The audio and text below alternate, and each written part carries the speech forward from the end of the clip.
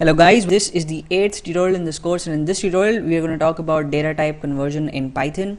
And we use built-in methods to convert values from one data type to another, right? And when we convert an object from a data type to another, a new object is created and the older one exists in the memory till the time you don't restart your shell or shut your shell, right? So we're going to check out a few built-in methods, the popular ones that you might be using in the course, in this course, as well as, if you make applications in Python, then you might find some of these built-in methods handy, right?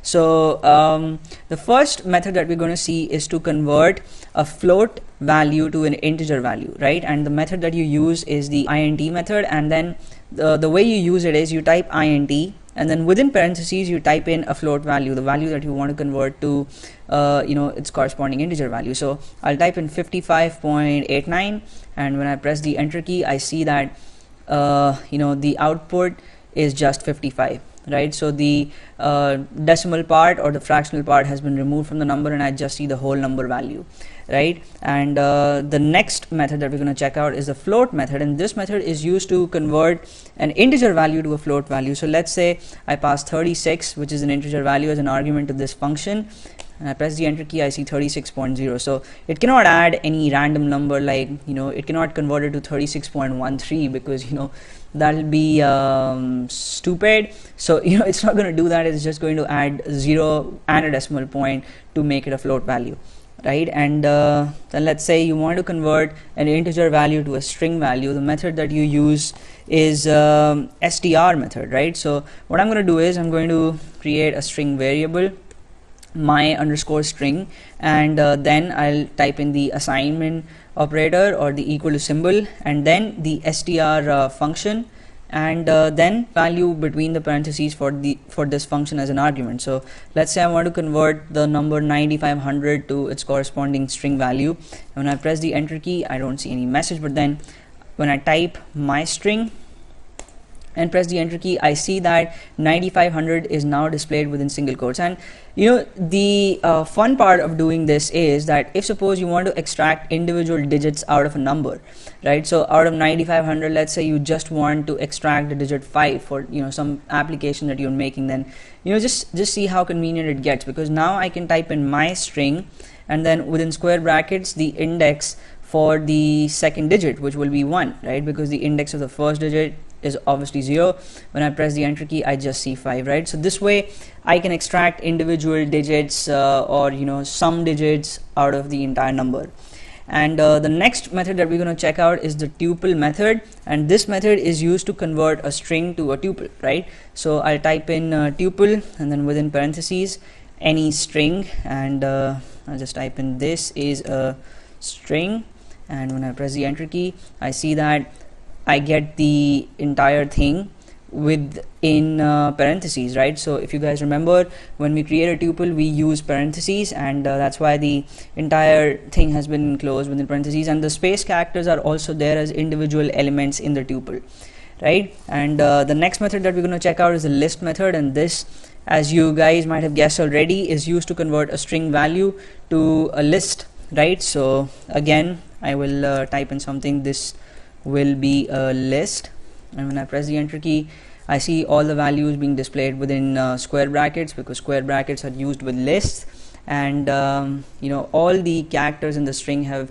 basically been converted to individual list elements, right? The next function that we're going to check out is the chr function, and this is my favorite. I use it a lot, and this function is used to obtain the corresponding ASCII value, sorry, the character value of a number.